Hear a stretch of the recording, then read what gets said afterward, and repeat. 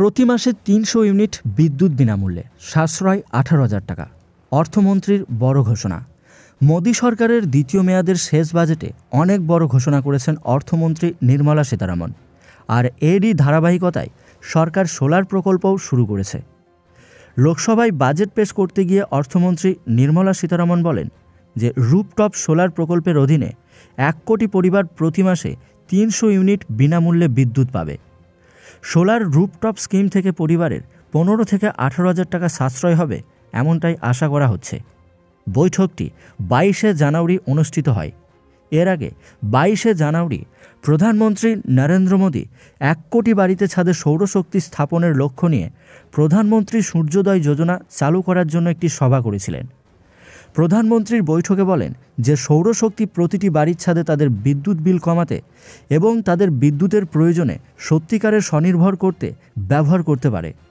প্রধানমন্ত্রী সূর্যোদয় যোজনার লক্ষ্য হল ছাদে সৌরশক্তি স্থাপনের মাধ্যমে নিম্ন ও মাধ্যম আয়ের ব্যক্তিদের বিদ্যুৎ সরবরাহ করা, সেই সাথে অতিরিক্ত বিদ্যুৎ উৎপাদনের জন্য অতিরিক্ত আয়ের সুযোগ প্রদান করা। আবাসিক খাতের গ্রাহকদের ছাদে সৌরশক্তি গ্রহণের উদ্বুদ্ধ করতে একটি ব্যাপক জাতীয় প্রচারণা চালানোরও নির্দেশ দিয়েছেন প্রধানমন্ত্রী। এদিকে অর্থমন্ত্রী নির্মলা সীতারমণ আরও জানান, আগামী ৫ বছরে আরও ২ কোটি বাড়ি তৈরি করে দেবে কেন্দ্রীয় সরকার। আসন্ন লোকসভা নির্বাচনের আগে বৃহস্পতিবার সংসদে অন্তর্বর্তী বাজেট পেশ করেন নির্মলা সীতারমণ। আর সেখানেই আবাস যোজনায় আগামী ৫ বছরে আরও ২ কোটি বাড়ি তৈরি করবে, এমনটাই কিন্তু জানা যাচ্ছে। এদিন সংসদে নির্মলা বলেন, কোভিডের জেরে তৈরি হওয়া সংকট সত্ত্বেও আবাস যোজনার কাজ আটকায়নি। ৩ কোটি বাড়ি তৈরির লক্ষ্য থেকে সামান্য দূরে রয়েছি আমরা। আগামী ৫ বছরে আরও ২ কোটি বাড়ি তৈরি হবে, এমনটাই জানিয়েছেন তিনি। পরিবার বাড়ছে, তাই প্রয়োজনও বাড়ছে, সেই কারণে এই সিদ্ধান্ত নিয়েছে সরকার। এর পাশাপাশি ভাড়া বাড়ি, বস্তি এবং অনুমোদিত কলোনিতে বসবাসকারী মানুষের জন্য আগামী দিনে একাধিক প্রকল্প আনতে চলেছে কেন্দ্র।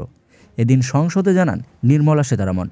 নির্মলা জানান, আবাস যোজনার আওতায় গ্রামীণ এলাকায় তৈরি হওয়া ৭০% বাড়ির মালিকানা মহিলাদের, কখনো এককভাবে কখনো আবার যৌথভাবে। নির্মলা জানান, এতে বিদ্যুৎ বাবদ বছরে ১৫ থেকে ১৬,০০০ টাকা বাঁচবে সাধারণ মানুষের। মধ্যবিত্ত মানুষ যারা ভাড়া বাড়িতে থাকেন বা বস্তিতে থাকেন, চল বা অনুমোদিত কলোনিতে থাকেন, তাদের নিজের বাড়ি কিনতে বা তৈরি করতে সাহায্য করবে কেন্দ্র। তার জন্য আলাদা প্রকল্প আনা হবে। এই ক্ষেত্রে দেশের পূর্বাঞ্চলকে বিশেষভাবে গুরুত্ব দেওয়া হবে, এমনটাই বলেছেন তিনি।